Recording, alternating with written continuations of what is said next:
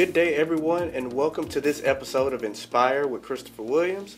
I am your host, Christopher Williams, your navigator and your motivator on the path of you achieving your goals. Thank you all again for tuning in. And what I want to do right now is I want to recap what we did on last week's episode, okay? We went through a lot of information about the executive summary. We also went through a lot of information about the marketing analysis. We didn't go through too much detail because I wanted to save that information for this week's show. But we went through it. We ironed out a few bullet points, things to remember, things to keep in mind when you're writing your executive summary. We also went through your missions and your vision statement. And we also gave you a little bit of power to take with you throughout the week to keep yourself motivated and inspired about not only achieving your goals, but also about the process of writing your business plan. So what we want to do right now is we want to pick back up where we left off with the marketing analysis.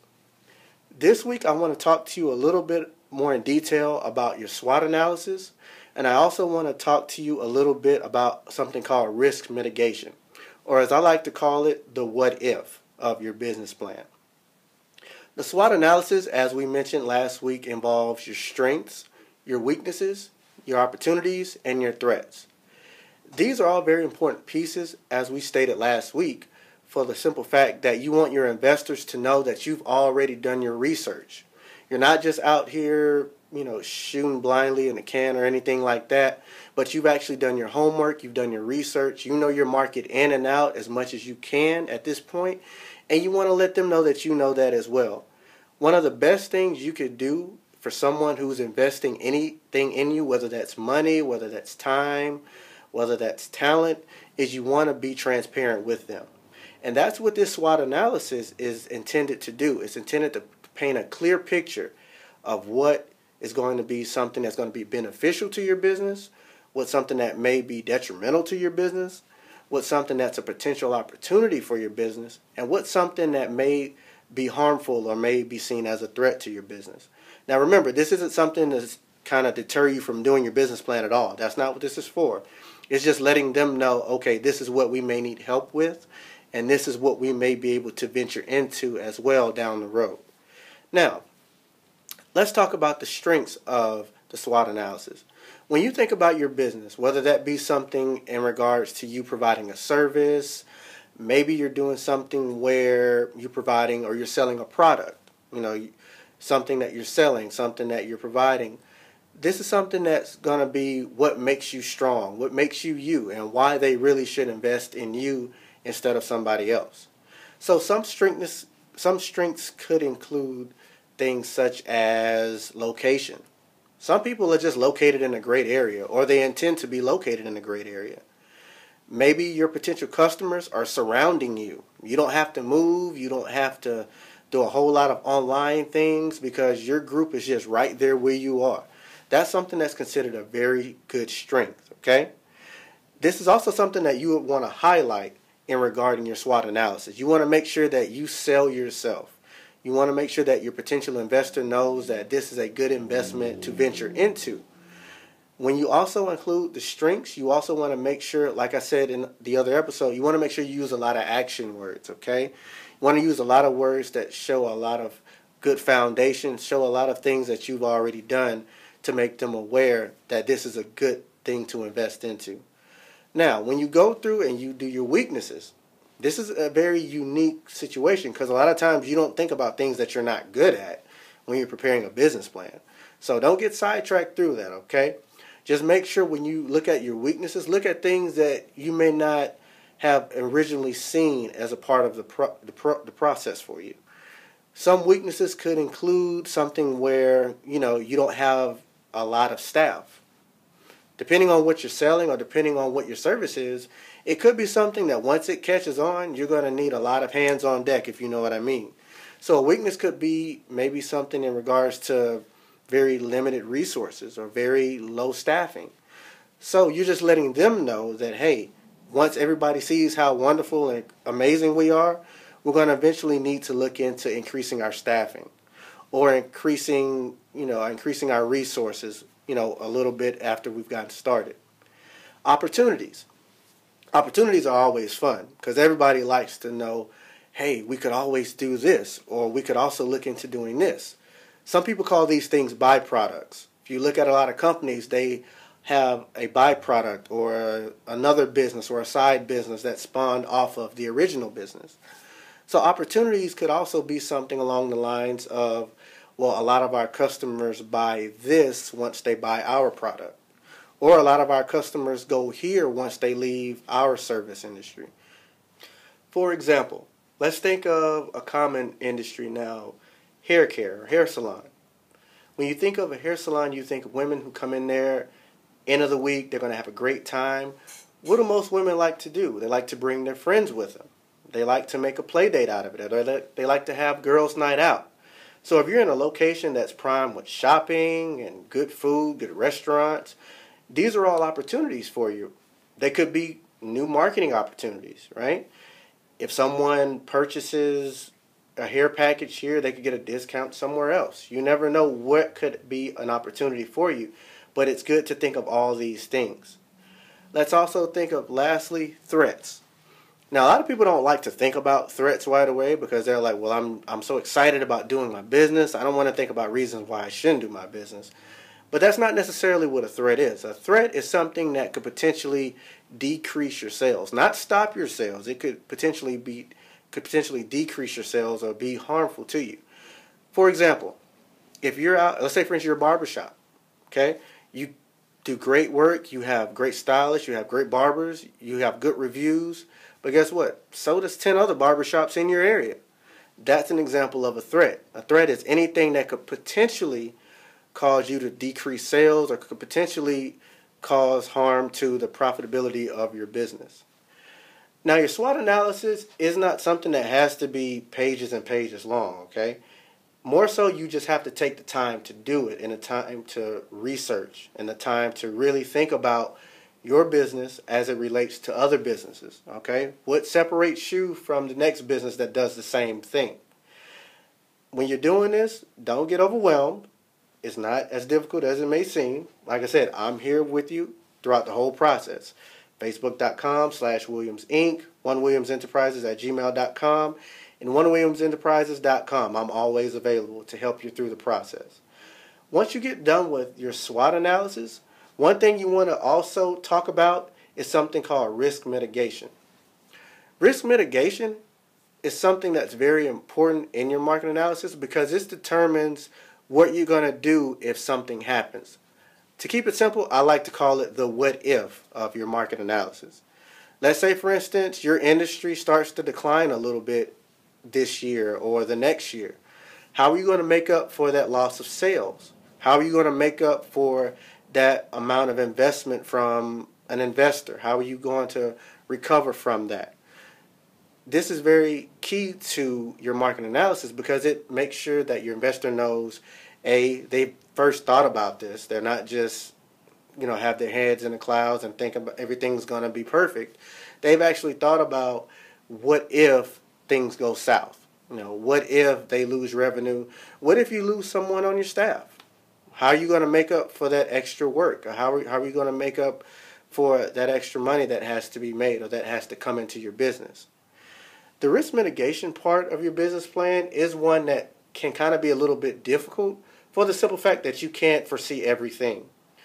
Most investors will realize this, but the reason I like to include this in business plans is because you're thinking about it. And most venture capitalists or most investors who are going to invest in something, they like to hear the potential bad stuff as well as the good stuff. And you want to make sure that you're letting them know that you're thinking about these things as well.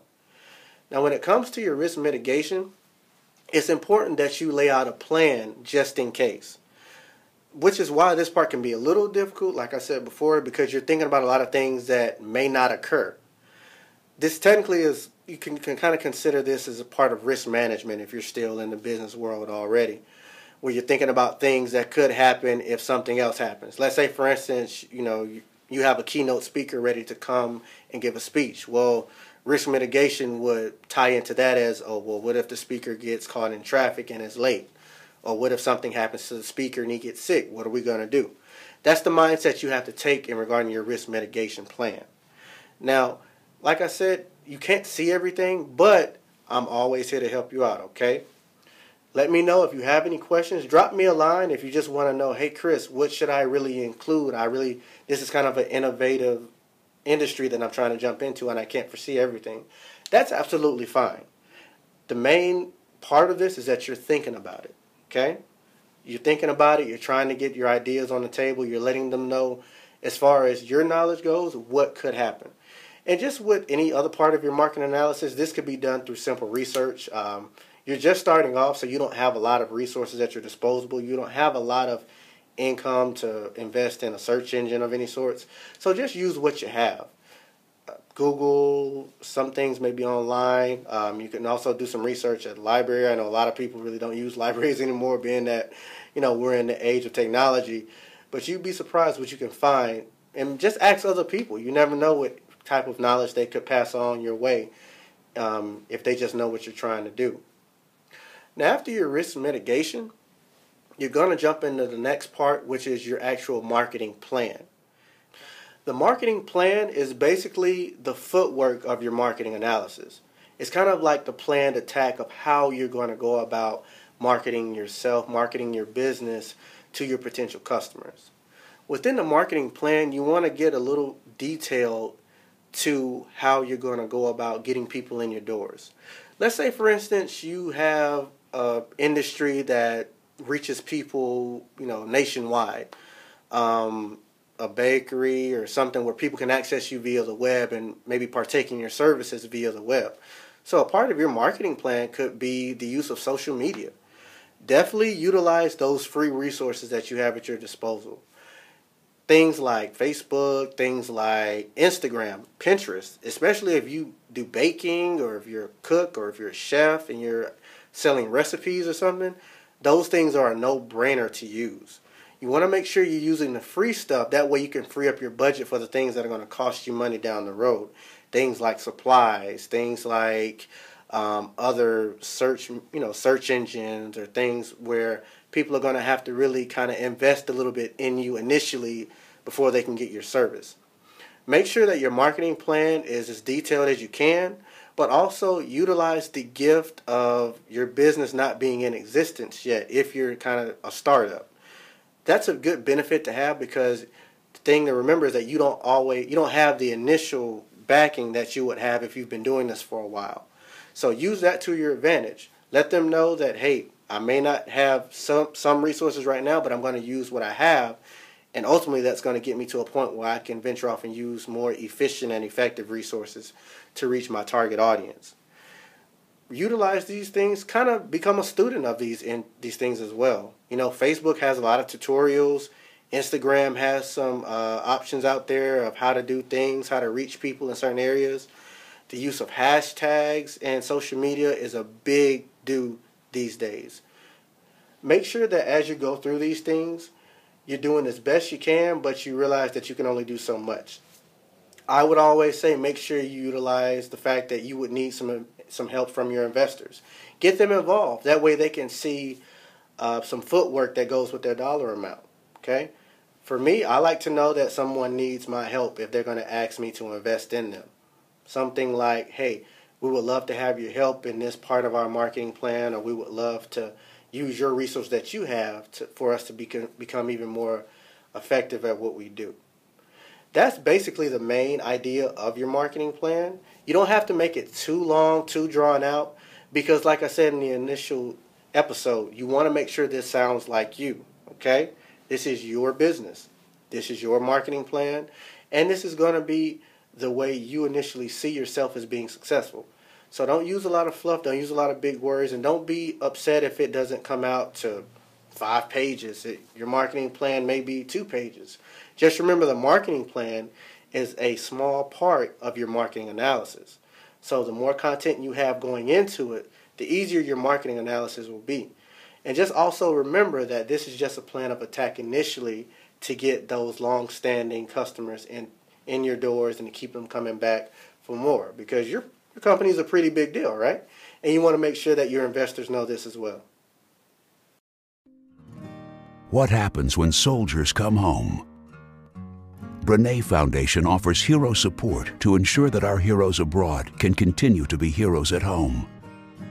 We link veterans with organizations who are dedicated to guiding the transition from military hero to civilian hero. If you want to find out how you can support our troops at home, please contact the Brene Foundation or visit brene.com. Does your son need a more challenging, focused, and encouraging educational environment? Renaissance Christian Academy is an affordable private school for boys located in McDonough, Georgia, with certified teachers that are uniquely equipped to help your son master learning. You're welcome to schedule a tour of our facilities by calling 770-305-9881 or by visiting our website at rcaboysacademy.org. Renaissance Christian Academy, developing young men to be great leaders through Christ-centered learning. We've covered a lot of great material today, and we've had a lot of fun doing it. But today's point of power that I want to leave you with is something called success. Now, success is very synonymous with progress. Both of these should be seen like climbing up a ladder. One step has to be higher than the other. Now, the thing about climbing up a ladder is the moment you stop to look down or to look back at where you've come from, you stop progress and you stop success. Now, to look back or to look down as you're climbing up the ladder of success could mean that you're stopping to address someone who doesn't believe in you. You're stopping to address someone who tells you something you shouldn't be doing or should be doing when you know otherwise. The idea that you want to take with you is this: the moment you stop to address anyone who has anything negative to say or is offering any kind of negative energy, the moment you stop to address those individuals, you're stopping progress. And we don't have time to stop progress. Keep your mind focused and keep your spirits high and keep pushing to achieve your goal. The only person who's able to determine how much progress and how much success you're making is yourself. Why? Because these are your dreams. And only you can measure how much success and how much progress you're making when it comes to your personal dreams and your personal goals. Rome wasn't built in a day. Anything worth having is worth working hard for. And sometimes hard work takes a little time. But I guarantee you, when you stop and look how much progress you've accomplished, how much progress you've made, you'll realize that it's all very much worth it. I want to thank you all for tuning in to this episode of Inspire with Christopher Williams. Once again, I am your host, Christopher Williams, and I'm always available and at your disposal at onewilliamsenterprises.com, onewilliamsenterprises@gmail.com, and facebook.com/WilliamsInc. And don't hesitate to send me a line or shoot me a question or a comment. It may end up on the show. You never know. I just may address it and give you direct feedback on the show. So keep your eyes open, and we'll continue to make progress, and we'll continue to help you break through those barriers and achieve your goals. Be sure to tune in to the episodes online via bizlinks.tv, and we hope to see you back here on next week's episode. Have a great day.